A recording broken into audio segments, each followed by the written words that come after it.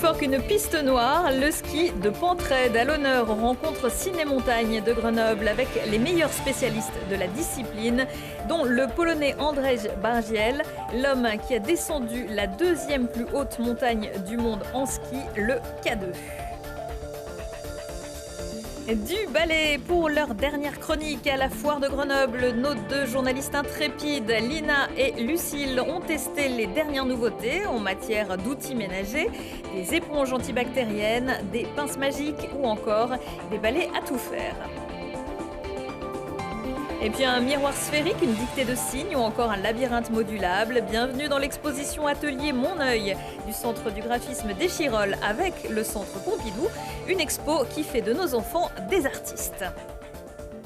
Bonsoir à tous, bienvenue dans ce JT du vendredi 5 novembre 2021, l'essentiel de l'actualité du Grand Grenoble, du lundi au vendredi à partir de 18h.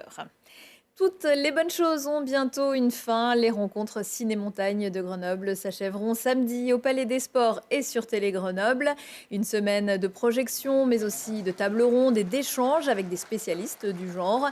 Et ce vendredi midi, à l'auditorium du musée, c'est de ski de Pentraide et à haute altitude dont il était question, avec la marraine de cette 23e édition, Tiffaine Dupérier, mais aussi Paul Bonhomme, Viviane Bruchaz et la présence exceptionnelle d'Andrzej Bargiel, skieur polonais, le premier à avoir descendu le K2 en 2017.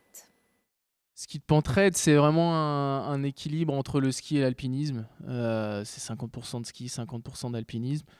T'évolues dans un environnement montagne qui t'amène à effectivement utiliser des techniques de montagnard, quelquefois ski au pied. On peut associer un peu la pratique à, on va dire, des pratiques dangereuses ou à de l'audace, etc.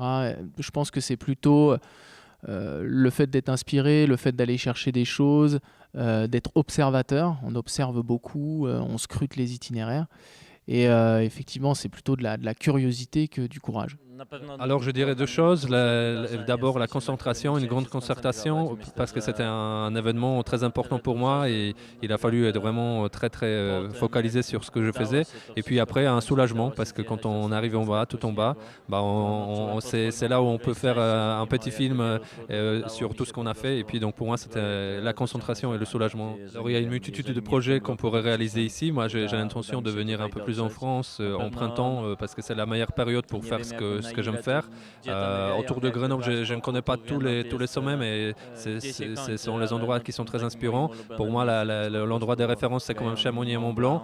Mais voilà, j'ai dans mes projets de venir ici et d'explorer davantage ce que je fais jusqu'à présent.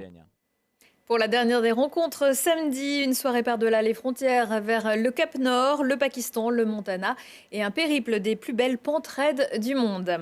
L'autre événement de la semaine, c'est bien sûr la foire de Grenoble à Alpexpo. Après nous avoir fait découvrir les bons plans gourmands, les bons plans beauté et bien-être, Lucille Dailly et Lina Badreddine ont décidé de s'intéresser aux bons plans anti-gaspi.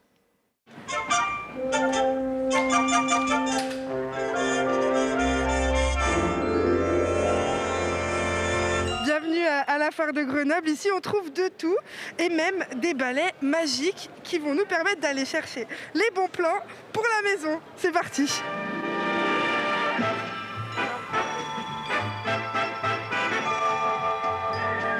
Alors s'il y a une chose que la crise sanitaire nous a appris, c'est à faire à manger et à cuisiner chez soi. Et là, je vois déjà un petit éplucheur en forme de taille-crayon. Exactement, c'est un petit éplucheur en forme de taille-crayon. Vous installez du coup, soit pour éplucher directement vos légumes, soit sinon vous avez la possibilité de faire des petits décors sympathiques avec des carottes. Et ça, c'est quoi alors? C'est des éponges? Oui, exactement, c'est bien des éponges. Alors c'est des éponges en silicone qui vont permettre du coup de remplacer ces vilaines éponges qu'on a l'habitude d'utiliser, qui retiennent les mauvaises odeurs et les bactéries. Celles-ci, l'avantage, c'est des éponges en silicone qui vont durer dans le temps. Vous avez une longue durée de vie et surtout elles vont passer au lave-vaisselle, c'est antibactérien et anti-odeur. On aura plusieurs sortes d'éponges, des éponges souples pour nettoyer la vaisselle de tous les jours, avec également la vitrocéramique, l'inox sans y rayer. Et c'est anti-gaspi. Exactement, vous avez tout compris. Merci, comment vous appelez? Je m'appelle Pierre. Merci beaucoup Pierre. Allez, on va retrouver d'autres bons plans anti-gaspi. Alors je crois que j'ai trouvé ma nouvelle baguette magique. À quoi ça sert? C'est pour fermer tous les sacs que vous avez entamés à la maison. Un sac de salade, un paquet de chips, des gâteaux apéro. Alors ça va au congélateur aussi.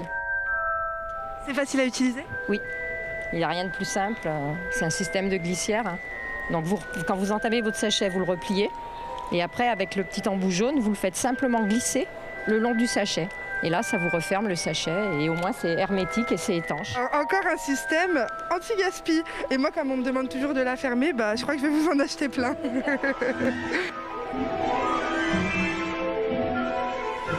J'ai toujours rêvé d'être animatrice de téléachat et là, je crois que je réalise mon rêve.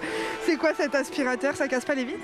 Bonjour, non, pas du tout. Au contraire, ça les nettoie. Qu'avec de la vapeur, uniquement de l'eau. Alors comment ça marche? En fait, on a combiné un aspirateur avec un nettoyeur vapeur. Ça permet d'aspirer, de laver et de sécher en même temps. Tout simplement. Avec 2 boutons, on fait tout. C'est propre et c'est sec. En combien de temps est-ce qu'on nettoie les vitres à la maison avec ça?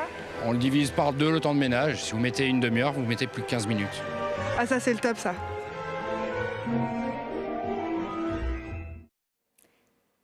La foire, c'est jusqu'au 8 novembre avec une nocturne cosplay samedi à partir de 18h suivie d'un feu d'artifice. Venez avec un déguisement complet et l'entrée sera gratuite. Comment gérer un incendie sur un toit de panneaux solaires? C'est l'exercice donné au service de gaz électricité de Grenoble il y a quelques jours sur la base d'un fait réel survenu l'an dernier lorsque le conducteur d'un véhicule en feu s'est égaré sous l'ombrière du parking Relais de Vif composé de panneaux photovoltaïques qui s'étaient immédiatement embrasés.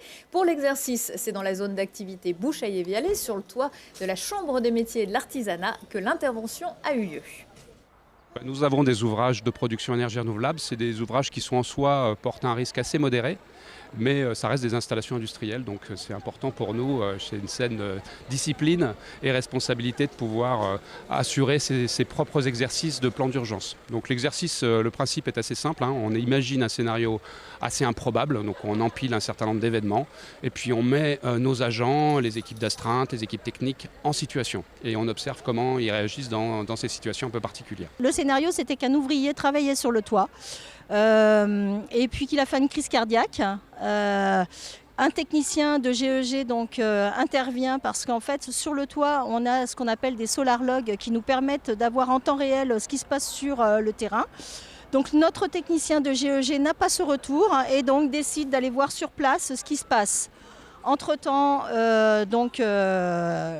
il fait un malaise sur le toit en même temps et là tout se déclenche, c'est-à-dire que le chalumeau a mis feu aux toiles goudronnées et là le plan d'urgence démarre.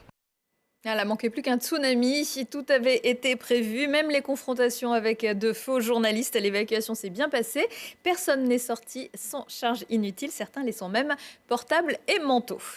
Tu l'as vu, depuis le 18 septembre, l'exposition Mon œil, regard sur le point de vue, fait les beaux jours du Centre du graphisme d'Échirolles. Une expo-atelier créée pour le Centre Pompidou par 5 artistes, Raphaël Garnier, Vincent Brocker, Pierre Vanny, Paul Cox et Stéphane Kiel. Proposée aux 5-12 ans, les grands y trouvent aussi leur bonheur, n'est-ce pas Arthur Glory ? Enfin, une exposition où l'on peut tout toucher. Mon œil, regard sur le point de vue, propose aux enfants de s'immerger dans l'univers de 5 artistes grâce à des installations interactives. Petits et grands partent alors à l'aventure du regard. C'est une exposition qui est constituée d'installations.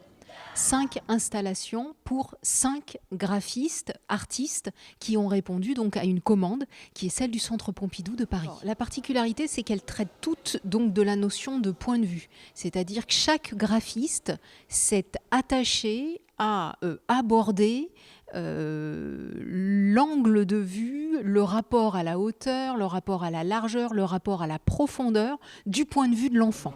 Fouiller un mur de gravure, mener l'enquête à l'aide d'une lampe torche pour découvrir les secrets de l'architecture du Centre Pompidou, jouer avec les reflets d'un ballon, créer une maison ou encore composer en couleurs à partir de formes, les enfants sont alors acteurs de leur visite. On a joué à la maison quand on a construit. Et on a aussi fait une boule miroir et ça nous déformait. On a construit avec les murs qu'on a derrière nous des maisons, Et on a aussi fait en fait une fiche et derrière on dessine. Et quand avec une lampe poche on allume, du côté où on n'a pas dessiné, on voit les choses qu'on a dessinées. L'exposition se finit par une projection d'une série de films d'animation créés par les artistes, un moyen de comprendre cet univers coloré et en relief, propice à l'imagination. Mon œil, c'est jusqu'au 30 janvier 2022, du mercredi au dimanche. Et puis pour les amateurs de sport, une belle affiche de Ligue Magnus de hockey sur glace samedi à Pôle Sud, où les Brûleurs de Loup grenoblois accueilleront les Ducs d'Angers. Coup d'envoi à 20h. Et en football, un match de ventre mou de la Ligue 2. Le GF 38, 11e, recevra Dunkerque, 13e, samedi à 19h au Stade des Alpes. Retour de l'actu à 19h, 21h et 23h et en replay sur télégrenoble.net. Belle soirée et excellent week-end à tous.